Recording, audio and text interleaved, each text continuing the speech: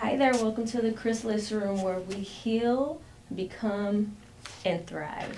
Today's episode is titled Healing the Inner Child. Meeting the you that needed love. I'm just going to let that sit for a moment because how crazy does that sound? Meeting the you that needed love. Okay, that resonates heavy with me, and if it resonates heavy with you, don't go anywhere because this episode is definitely for you today. So, when we begin to talk about healing, one of the things that we all need to understand is healing it's not about erasing the past. Many of us want to do it. We want to forget. But it's not as simple as that. That is not the goal of healing, to erase any of that.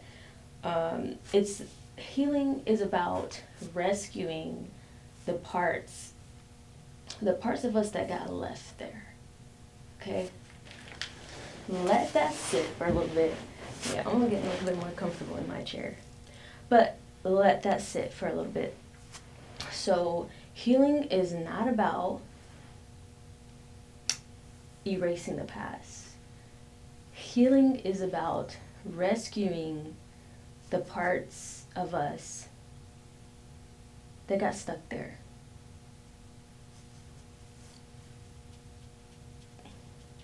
Sorry, I just feel like that needs to marinate because when we live in a society, in just a world that can tell us these are the things that are wrong with us, and healing is often associated with a prescription, a medication, treatment because something is wrong, something is broken, and different things of that nature. When healing is not about erasing the past. It's not about numbing ourselves from the past. It's not about escaping it.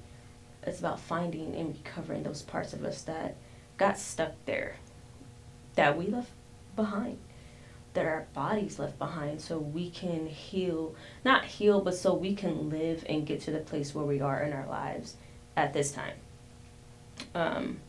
So what are we going to be talking about in this episode? We're going to be talking about who is the inner child. We're going to talk about ways we can recognize the inner child within ourselves. We're going to talk about some practices that we can utilize to reconnect with that inner child, and also just some reflection exercises and some practices. And so all of this is geared up to help us. It's not to do more harm, okay? It's not to travel to the past and focus on the things that hurt us, but in essence to find those fragments of ourselves that kind of got left there and use the wisdom and input and the safety of where we are now to be our own hero. And something that this past week for me, something that I've heard that I never really heard before, but in the study of salutogenesis and the salutogenic approach to trauma-informed support and care and things of that nature, there's, I can't think of his name, but in getting my certification, getting my education about this so I can understand myself better as well and also help others with similar experiences, similar events, similar needs for support. Two things are true. One thing is you cannot heal on your own. So with that being said, we have to have at least one safe person that we can trust. And And the second rule is you are not going to be able to heal if you are not ready to be your own hero. If you're not ready to rescue yourself, your healing journey is going to be halted. It's not going to make progress. So, and those things have been true in my life as well. And if you think about certain people in your life, you know, parents, grandparents, other relatives, things that you know, things have happened to them, and in their conduct and different things of that nature, you can apply that and see that too, right? Many of them, right, they will not pursue help. They will not talk about it. Um, they do what they do, and they don't want to help themselves either. You know, even as an adult, when you go back and you try to have, you know, those one-on-one conversations with a parent, and they are just not willing to have the conversations. You know, they deflect, they project, all of these things. But at least you're willing to rescue yourself. However, in those situations, they're often not willing to rescue themselves. But that's neither here nor there. So I'm going to get back to this. So we are going to be working on breathing as well. So if anything triggers you, we're going to focus on deep breathing today, and maybe some mindfulness. Hopefully it doesn't come to all of that, but you never know. My ultimate goal through this content is to enlighten you, educate you, and also give you the tools where you can begin to hope that your healing journey can take process, and hopefully that I become a safe space and a safe person for you, where you feel like you don't have to do it alone, and at least you will know that. So anyways, who is the inner child? Okay, so we're going to come at it first from a developmental basis. So typically when we talk about human development, we are aware that children develop core beliefs between being a baby, an infant, until about 7 years old. And these core beliefs are developed through their emotional experiences. So how children are feeling between the ages of, you know, newborn to being 7 years old develops their belief systems, whether they feel safe, whether they feel loved. Those become their core beliefs, whether they believe certain things happen to them are their fault, whether they feel like they're worthy of love or protection and valuable.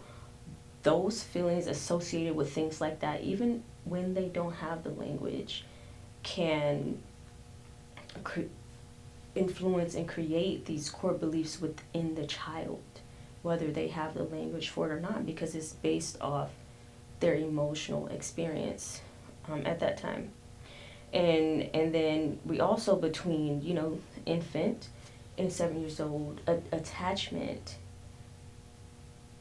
are big parts of the development of a child. And so when attachment is not necessarily healthy, and we don't have ideal attachments, that also impacts the child's development. So when, or for example, when attachment and safety is disrupted in the child, the brain begins to wire for survival strategies. Okay, and so what does this look like? Okay, again, we're dealing with infants, and we're dealing with infants until they're about 7 years old. So when they're not able to have what their body will experience emotionally and understand emotionally as a safe and secure attachment, you know, to an adult, parental figures, and things of that nature, their brain at this young age, between an infant and 7-year-old, okay, their brain rewires into survival mode because it is already sensing danger. It is already sensing threat. It is already learning at that age it's dangerous to be a certain kind of way, and I have to be this way to not experience that danger. And so the attention seeking, the people pleasing, the emotional shutdown.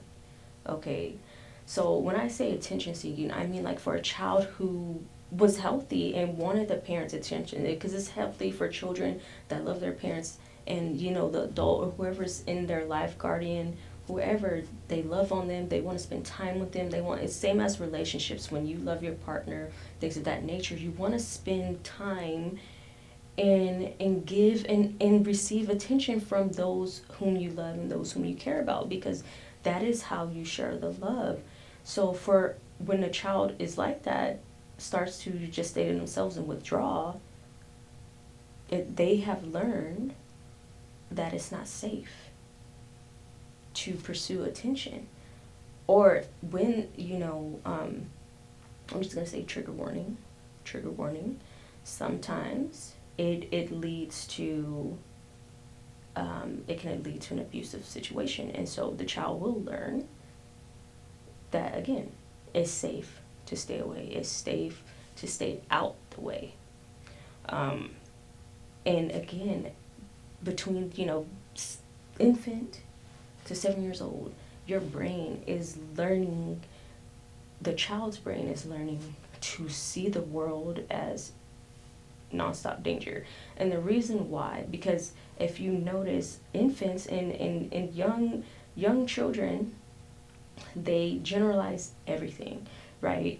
Toddlers, they see moms and dads in the home, and every time they typically see a male and a, you know, adult male and adult female, they will call them mom or dad.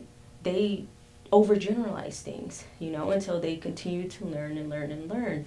So all these things happening in the home become overgeneralized into the real world, okay?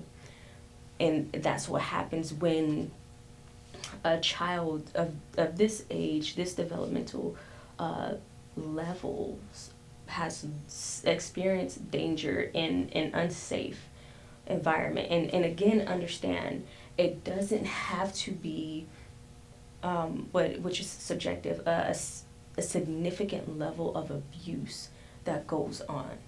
It can just be, right, because it's with the child this young, we are dealing with their emotional understanding, because they still don't have the language to describe, okay, their emotions. Their body is doing all of the categorizing. It is doing all of that for them, whether they understand it or not. And what their body is coming to understand is that things are not safe, you know. And if you think of this for like an infant, and here's a prime example, and some people are not going to like it, but the truth of the matter is, infants cry. They don't have words. They can't express anything, even you know, some 2-year-olds, because they don't have the verbiage. When they're crying and having tantrums and things of that nature, to express themselves, to try to communicate a need due to the lack of language and their age and their development, all of those responses are developmentally appropriate. And I come from a very abusive, you know, neglectful, abandoned, all those things as an infant. I'm aware of, through, you know, other stories and whatnot, the neglect as an infant that I endured. And so, to my surprise, when I became a mother and my child was maybe like 3 months old, and she was a hollerer, okay? The way she screamed so helped the whole house. And you know, when certain individuals, especially older individuals, will come around, and she's crying and I'm holding her, and a big part of the reason, you know, I'm holding her is it was something like my husband, he pushed, and he was pretty adamant about, like, you need to be consoling her. You need to be consoling her. Even, when she's inconsolable, which for a mom, like, that can be very exhausting, and different things of that nature. And especially when you're tired, first time mom and all that stuff, it can be super exhausting, super irritable. All of those things can arise from it. But, yeah, I was a little annoyed at the time, because it's like, dude, I got all these things going on, like, I need a break. But now, like, I'm grateful that I did, because you can tell there is an emotional and regulatory difference between a child who was held in their moments of distress, whether it made them stop crying or not, than a child who was just led to cry it out. Their ability to emotionally regulate, you can tell the difference. You can tell the emotional difference in young children, whether you're daycare, pre-K, wherever it's at. You can see who was able to cry out more, and who was more held and coddled during those moments of distress as an infant. And so I say that to say, right, because as parents, we don't understand that our child is distressed, okay? But during that distress, their bodies are releasing stress hormones. It's releasing cortisol. The things we experience as adults, right? If we're feeling anxious and we start to, get uneasy in our bodies, our children, infants, endure that. Okay, they don't have a way of metabolizing that. They don't have a way of regulating that on their own. They don't have words. They can't communicate if they are in pain, where the pain is. They have no way of doing that.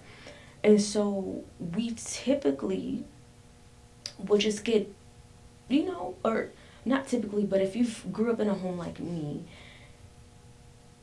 parents are upset, frustrated, and some that lack self-control, they can become abusive. And it can be, I do just want to encourage any parent, that be mindful of this child's distress. It is hard, but you imagine being in a body, being in a position, you can't communicate. The only thing that's coming out of you are these whines.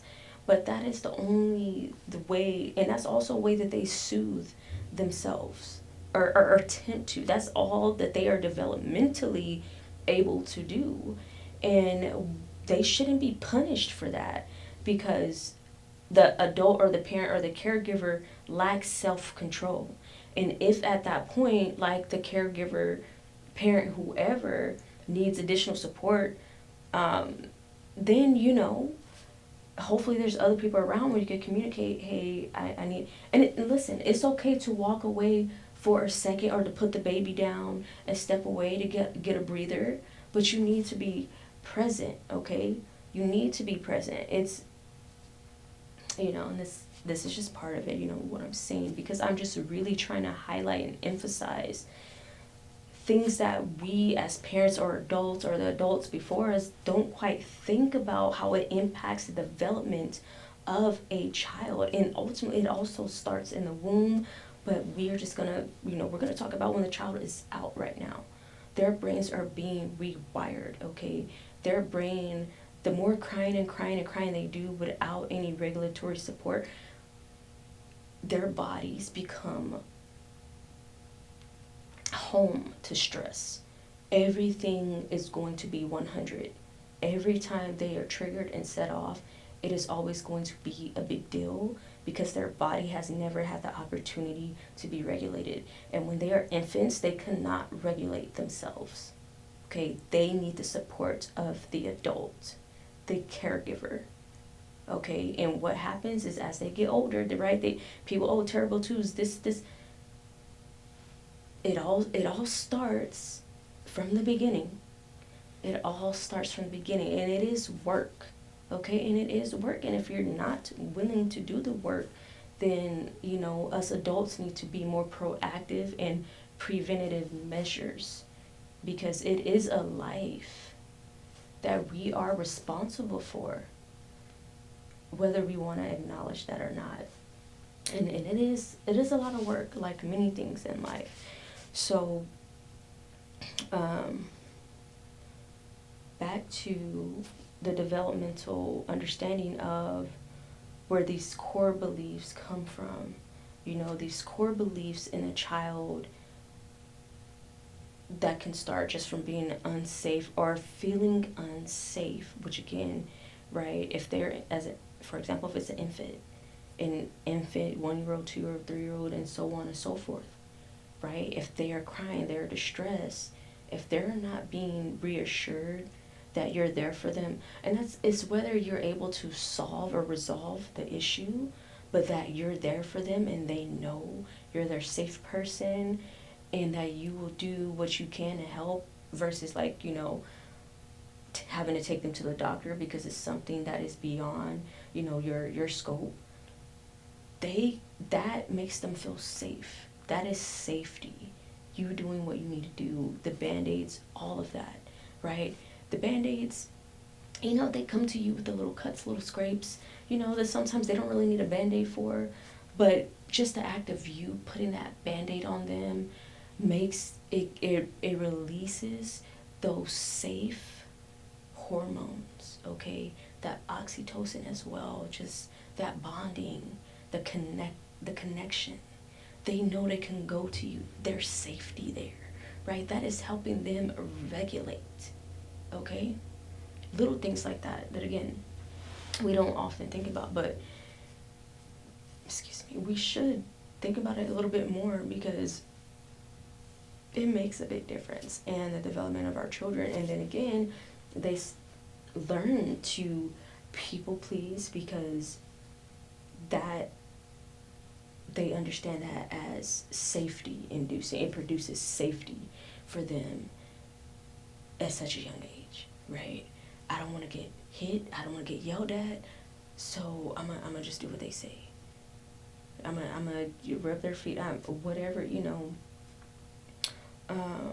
I'm not saying rubbing a parent's feet is bad. I'm just saying some of the things that cannot, because it, and that's the thing about life, like some very normal, neutral things can be abused, or can be used in an abusive way. So I don't want to overgeneralize things and say, oh, there's nothing wrong with that. I'm specifically talking about certain situations where things can be inappropriate because they're done in an abusive manner, and a child is just responding so they can feel safe. They can avoid a situation that is not going to be safe for them, whether it's physically or emotionally, okay? And same thing, they'll shut down, or they'll become a perfectionist because they're trying to avoid an uncomfortable situation, or they just shut down and dissociate and completely, psychologically, mentally, emotionally remove themselves until the perceived danger is gone. So these are things of what it looks like, but this is normal, typical developmental behaviors and actions as a result of the brain having to rewire this infant or this young child's brain into survival mode because of unsafe and disruption in proper attachment in early childhood, okay? So we have many children that are 7 and younger, that their brains are in survival mode due to the security or insecurity of their attachment with a parent or the caregiver, etc., etc. All right. So, what are some of these attachments? Because they're big deals, clearly. Let's talk about what some of these attachment styles are. So, we have secure attachment, we have avoidant, we have anxious, and we have disorganized attachment. Okay, so the secure attachment, how to understand or label whether you have a secure attachment with your child or your child has a secure attachment to you or whoever is in their in their lives, that is in that role of a parent or a caregiver. So they, to them, right? Because before developmentally, I talked about core beliefs. So when the attachment is secure and safe, the child's core belief is I am safe and I am loved. And they will believe that as an infant till 7 and too young until adulthood. Okay, it will follow them all the way into adulthood. They will know that no matter what, their parent loves them or their caregiver loves them, and they are safe. It's we want our children to have secure attachments to us because it's the healthiest thing that we could give them. It can be intimate. It can be, these are the reasons why, our children are willing to tell us things when changes are happening in their bodies.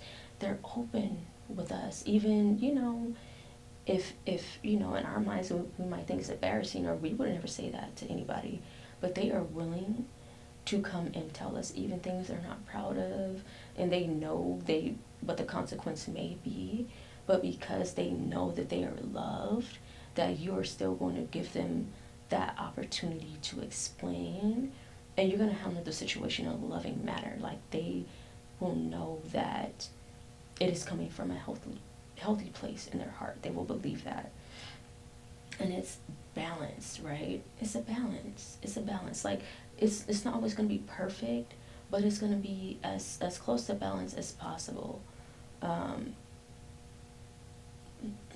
Even like if there's a hiccup that happens, parent has a moment of a little bit lower self-regulation because maybe the parent is just at their limit that day. Maybe one or two of those incidences will never trump a healthy, secure attachment with your child. Okay, because it's kind of like a muscle.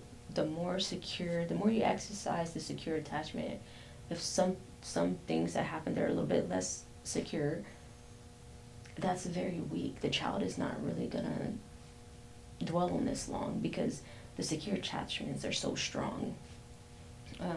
So the anxious, when a child develops an anxious attachment to the adult or caregiver, the belief that follows that is love leaves, right? And that will follow them way into adulthood, that this belief is temporary, is conditional, right? People pleasing comes into play because I know love will leave, so I'm going to do my best to keep this person here as long as I can because eventually they're going to leave. And some of the behaviors that come along with that is over giving, right? People pleasing, over giving, overdoing a lot of things because they learn from childhood that love leaves. This is also abandonment. This is also neglect. It can be physical, it can be emotional as well. And a big underlying fear of rejection. And I am just going to be completely honest that this is an attachment that I learned in a belief system that I learned as a child because of, what I endured, father not in the picture, came about and left, things of that nature. Same with parent, and dealing with addiction and different things of that nature. So it comes like that, the fear of rejection, and then it also follows a child into adulthood, into their relationships.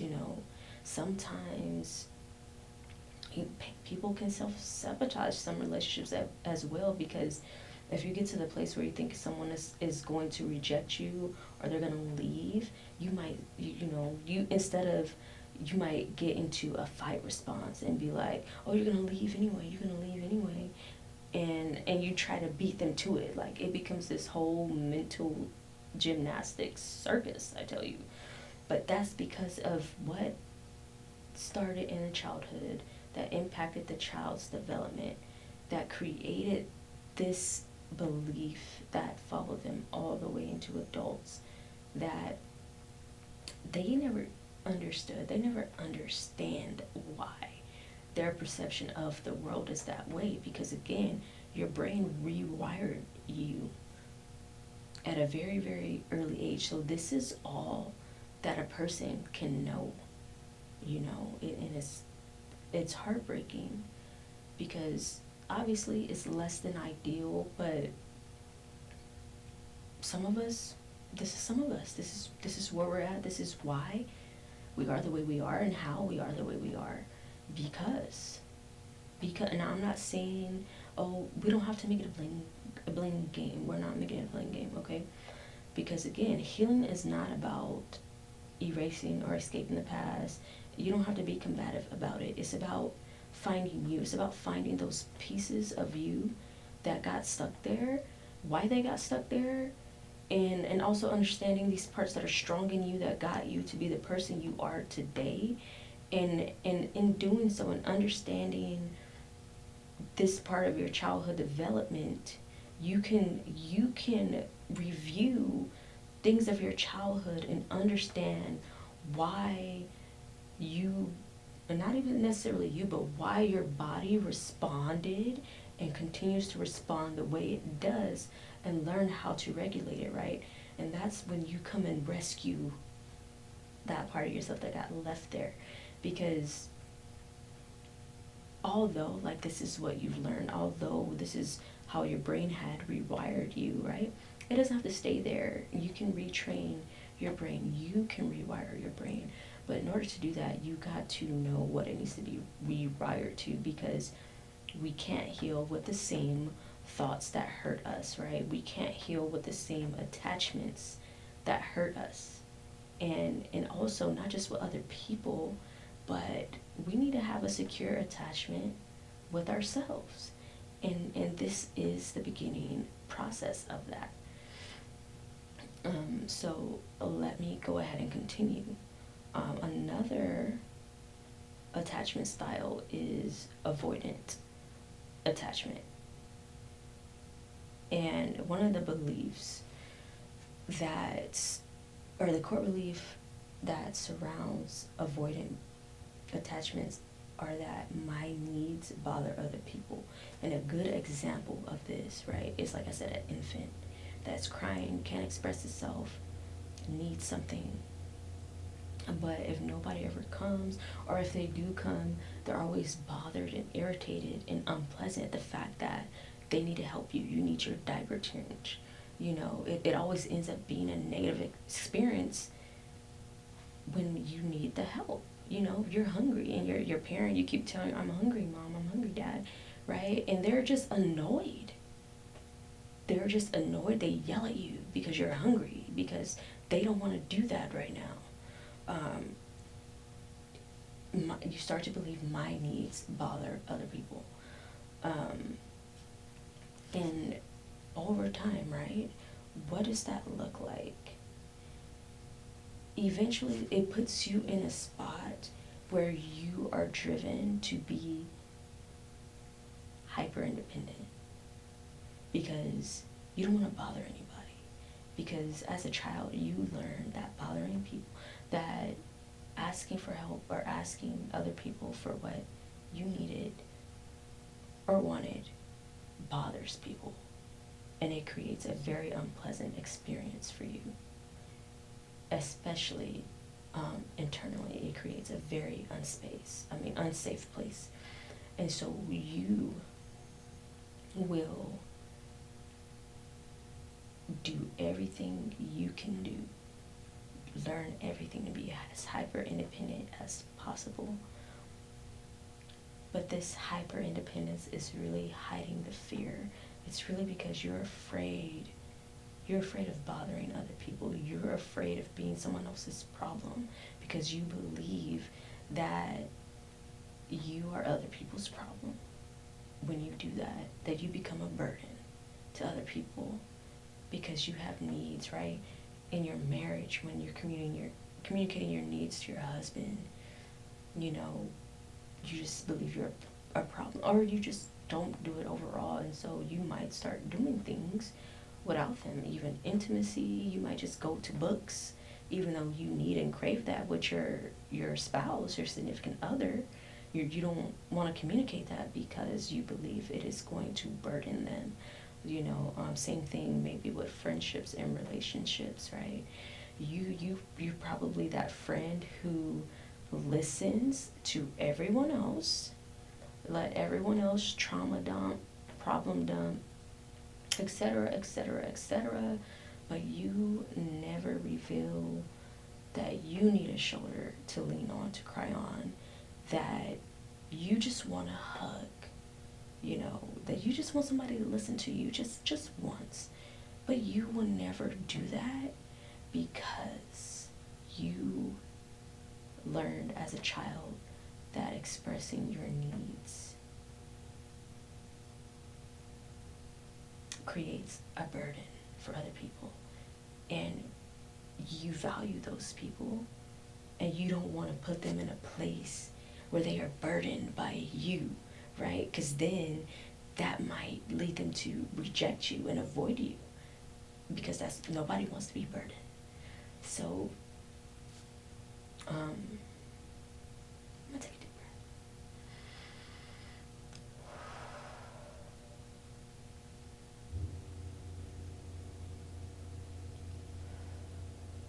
Okay? I mean, like, I come to my mind when I'm saying this, and I know people who have certain patterns and have certain beliefs, and this is why. Okay. And if you needed to take a breath on that, take your breath on that, okay? Oh my goodness, anyways, let me not get ahead of myself. So yes. This is the how, okay? This is how, okay? And then finally we have disorganized attachment, right? So, right, okay, when things are organized, it makes sense. If it's disorganized, it does not make sense. So the belief behind a disorganized attachment is love and pain coexist. Okay. Not love, pain, and suffering. Okay. And typically, when a child learns this and develops this, right, they are more prone to push-pull relationships. You know, the toxic relationships, the chaos, right, the give and take. It's normal for them, and it's a calmness to them, especially when they become adults, because as children, that's what they experience with in early childhood, and they develop the belief that love and pain coexist, and typically that also translate it to, right, things like this relationship, or he does things that hurt me, but that's because he loves me, or she keeps hurting me, but I know she does it for love, because love and pain coexist. Like they don't understand the quite difference between the two. And it's also, right, for people who are in relationships with people that exhibit narcissistic tendencies and behaviors, symptoms, or whatever, it's easier for individuals who have experienced disorganized attachment as a child to remain and gravitate towards these relationships because their inner child developed that belief, or their childhood self came to experience the world, or especially love, as this is a give and take, this is a push and pull. Love hurts. Love hurts, right? And if it's not hurting, this is probably not love. And have you ever noticed people who, if you just loved a person or very interested in a person, and you respect them, right? You approach them respectfully, not in a degrading manner or anything of that nature, and you express interest, and maybe things can progress for a little while, but they low-key kind of keep rejecting you and throwing like low blows and questioning like your intentions, because you have just been respectful, and they don't understand how you can say you love them and you're not putting them in such a compromising, detrimental situation. And sometimes it's like, whoa, where's all this coming from? Some of that is coming from their inner child, that belief that love is chaos, love is chaotic. And suddenly they will start acting crazy because to them, that is what love looks like. They gotta have some chaos going on, right? Even if it's them. And it gives them peace. Like, that's how they understand love. Does it make it right? Absolutely not. It does not. It doesn't do it, but in their mind and their brains, like, that is how they have been rewired. And again, like, that doesn't have to be the final stepping stone. They could always rewire that, but you can't change anything and act and affect anything if you're not aware of it. So the first thing is always going to be awareness. Always, always, always. And so let's talk about the physiological connection of who the inner child is. We've talked about so far developmentally, we talked about the attachments, types of attachments, and now we're going to talk about physiologically. So what is the child experiencing in their bodies? So a child will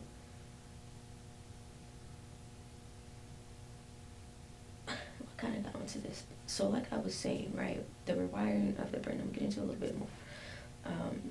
When we're not helping our children, infants and children and so on, regulate that stress, that cortisol that is released into their bodies, that higher levels of cortisol will remain in the body, right? And it'll continue to increase over time.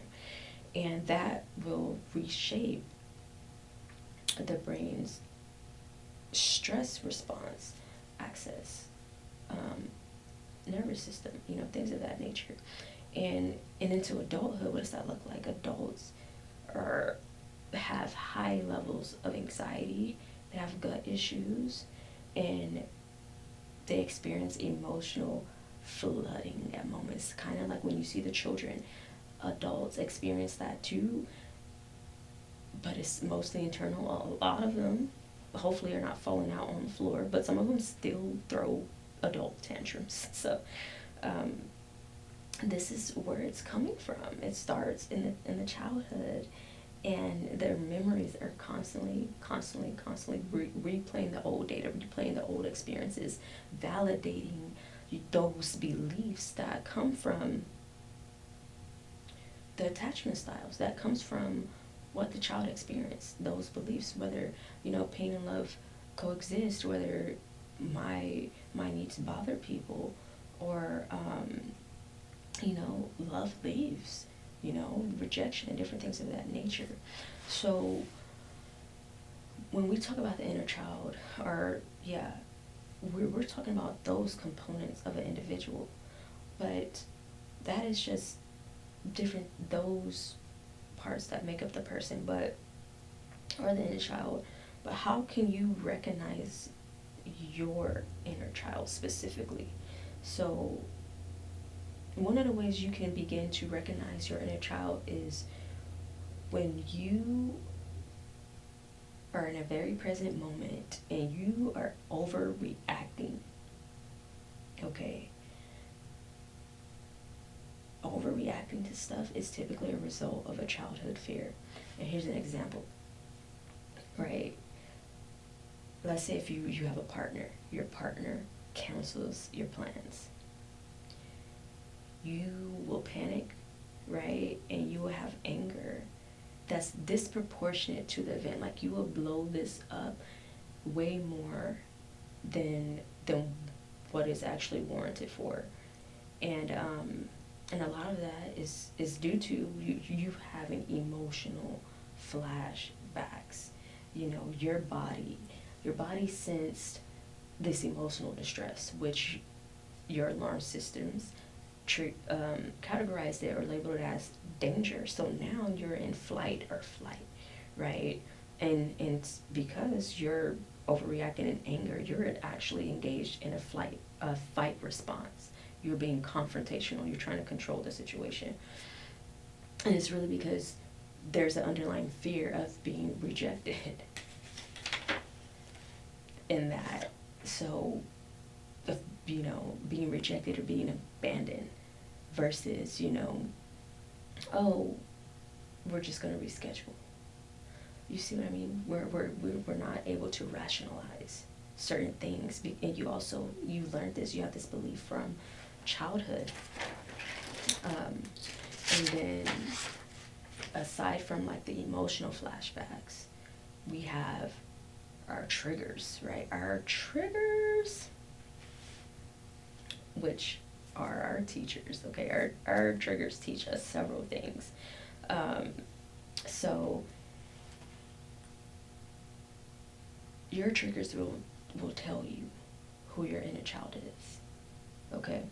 So when you are experiencing a trigger, whether it's something somebody said, something you heard, a smell, just whatever the sensation is or whatever the emotion is as well attached to it, instead of like thinking about what's wrong with me, when you get into a regulated state and you're able to reflect off the trigger or acknowledge the trigger as it's arising, ask yourself, how old do you feel right now?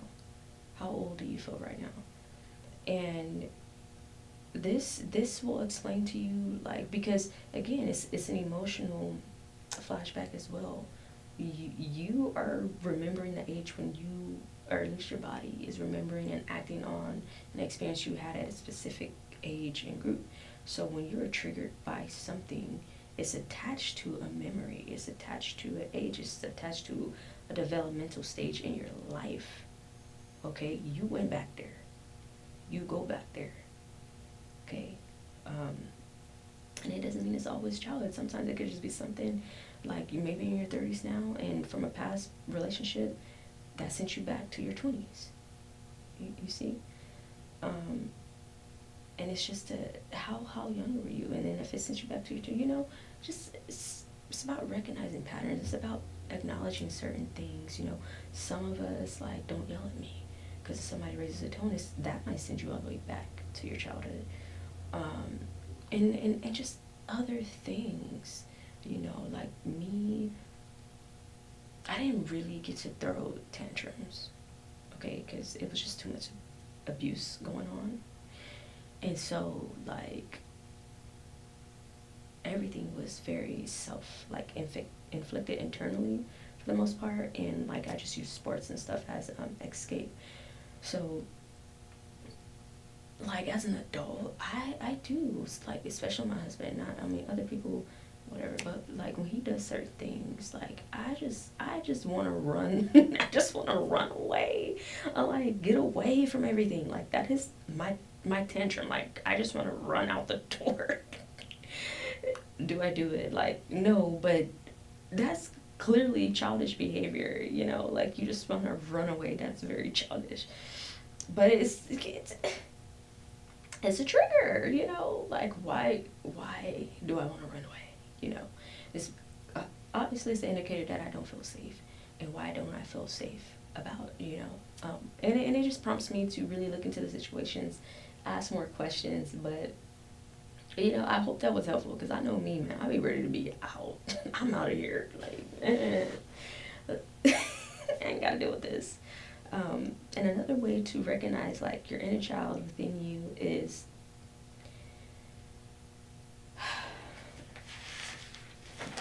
I'm just gonna check something because yeah, is recognizing like your self-talk, okay, your dialogue, because it is very revealing. It's very telling, okay. And oftentimes when we are speaking to our inner child, we are not speaking from us. We are speaking from those core beliefs, okay? So we are often very harsh with our self-talk, which continuously is reinforcing our shame and things like that. And like other ways people have made us felt or feel, and we want to start, instead of condemning our inner child, instead of validating those negative beliefs that were instilled in us, through unsecure attachments, we need to be a little bit, not a little, we need to be a lot more compassionate with ourselves and our inner child, because we went through a lot. We have endured a lot, and we need to love on ourselves.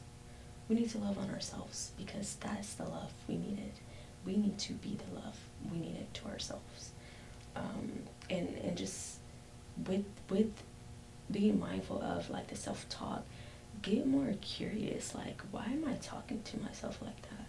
Why am I so critical of myself like that? Where does that come from? Do I really feel that way about myself? And if I do, why do I experience that feeling about myself? Like, where did that come from? You know, start thinking about these things. And again, like what I said earlier, you know, your healing is very contingent upon your willingness to rescue yourself. Okay, and a lot of that has to deal with your self-talk is a part of how you rescue yourself, your language, right? Because as a child, language shaped your world in a negative space, right? And part of combating that is creating and cultivating the safe space, you know, through the language of what you want to see and what you want to be. So you're an adult now, right? So you have to go back to that child in yourself and nurture it. Be the parent, be the adult that that child needed. And I think I shared on a previous episode, like when I wrote my book, and I, you know, did my research, and I was, because I know, right, I lived it, but putting it all together like that, like I had a moment where I saw myself looking at myself, and I was like, ooh, sorry guys, like, look at you, you know, look at you. You were not meant to be here in any sense of existence. Everything was against you, literally. You know, your loved ones, everything was threatening your life, even you at times. But look at you now. And it was like I just saw my 8-year-old self. And I was able to tell that little girl, it was not your fault.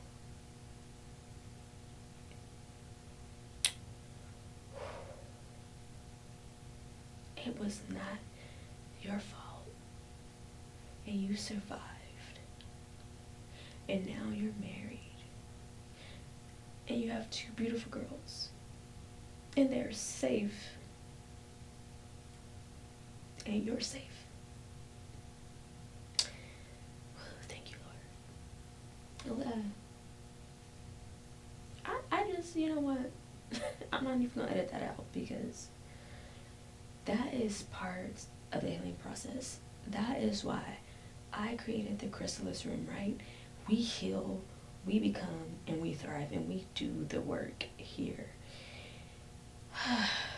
And that was just so beautiful. I'm glad I was able to share that with you guys, because I'm big on preaching what I practice. Okay, y'all got to see me cry today a little bit. But it was release, okay? And I have no problem doing that because I want you guys to get to this place where you're healed and you can embrace it. You know, it becomes a power, not a burden. It's a power. It's testament to your strength. Well, that's so good. Okay. So now I'm going to talk about some practices you could do to reconnect to your inner child. You can practice, you know, writing letters. You know, it's also journaling, right? It allows you to address like unmet needs of the child. You know, you could, dear little me, like, remember this day, or just if you need to go on that journey with yourself to help bring out the parts of you you need to bring back out of that dark place, out of the past, the parts that you need to recover so you could be you and see your strengths and like, wow, like I did that, like I'm a strong person. And not strong like, oh, I had to be strong. Like, no, I'm literally strong. I'm a survivor. I'm not just a survivor. I overcame. I'm an overcomer. I'm a champion of this. Okay, nobody's better at this than me. Okay, so yeah, you know, and again, right, because that's the self-talk. We gotta recover. We gotta rescue us from all the ugly stuff people wanted us to believe about ourselves that were never true. We're never, never, never true, okay? So yes, writing letters to yourself will help. And just journaling in general, because it is very reflective. It is very healing in the connections and things it does for the brain. It's beautiful, okay? Start doing it. Also play and creativity, right? It introduces joy and safety, you know. If you want to, even in your writing, you can pretend to be somebody else. You can write songs. You can dance. Bring it back, you know. Embracing your body. Doing activities to make you feel safe within your body again. Reclaiming autonomy over yourself, agency over yourself, and finding ways to be creative about it, you know.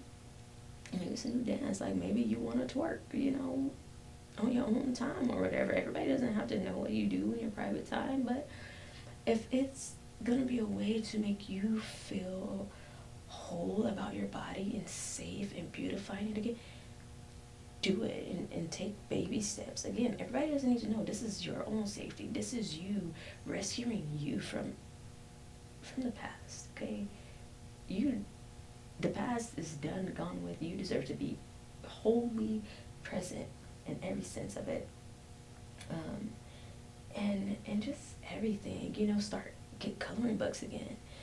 Do, you know, because, you know, we're kids, we're taught to color and paint and things of that nature. Do that again, but now that you're doing it in a safer place, your brain will start to associate good emotions and sensations with it. And they also have like adult coloring books. You can have humor added to it and different things like that of that nature. You know, I'm not saying like, go get the little kitty ones. Like, no, you know, for me, one thing I used to love doing crossword puzzles as a child and teenager. You know, I used to always like go to the Dollar Tree and get me a couple of those. I loved them. They were peace. They were safe. They were things nobody needed to bother me with because I was busy. So, you know, those are some ways you can explore that part of yourself and find safety and peace and love within yourself. And we're going to talk about reflection. So, when some of the things that you can think about is like when when do you silence your younger self instead of listening to it? Right? You know, some things we talk about is like some of your triggers, some of these emotional overreactions. When do you silence all of that instead of listening to it? Think about that. And as you think about that this week, I want you to find at least one thing to nurture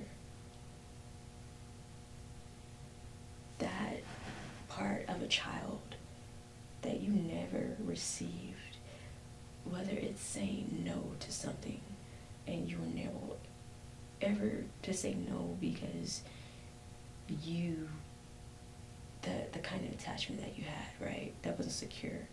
You overdid things, so you never really said no, because you didn't want to be abandoned or rejected. Or maybe there's some things you might ask for help. Maybe you hug yourself, or maybe you ask somebody for a hug because you needed a hug as a child and you just didn't get hugs. You didn't get coddled. You didn't get held. So maybe a friend, you might just ask a friend, hey, can I have a hug? You know, and you don't have to talk, but hey, maybe I just need a hug. You know, and maybe just rest. You know, make some time to rest.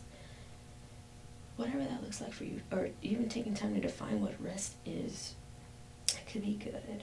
And last thing I want you to understand, healing your inner child is not regression. We're not going backwards. We're not focusing on the past. We're not exploring the past. We're not exploring the things and the events of the past that hurt you, that created all this pain.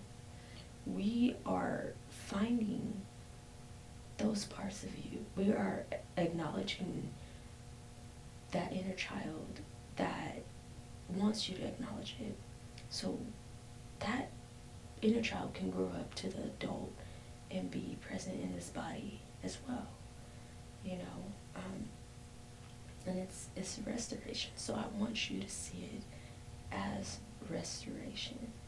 You know, it's almost like, right, if you start constructing a home, right, and there are parts that are missing, and maybe you constructed the whole house and, right, things start happening, right, like the water's not flowing, and you start to realize, oh, because we missed a pipe, there's certain things that we need to connect in that. So you have to go back, you have to undo certain things. You got some more digging. You got to find out where it is, where the issue is. Are those pieces of you, you know? So look at it like that. It's you have to deconstruct to reconstruct or restore, right? So you're teaching yesterday's you that today's you is safe, and that's ultimately what this is going to lead to. And, you know, like I shared with my inner child, about my inner child. So I just want to, again, say thank you, and I hope this episode was helpful. And again, thank you for joining us in the Chrysalis Room, where we heal, become, and we thrive.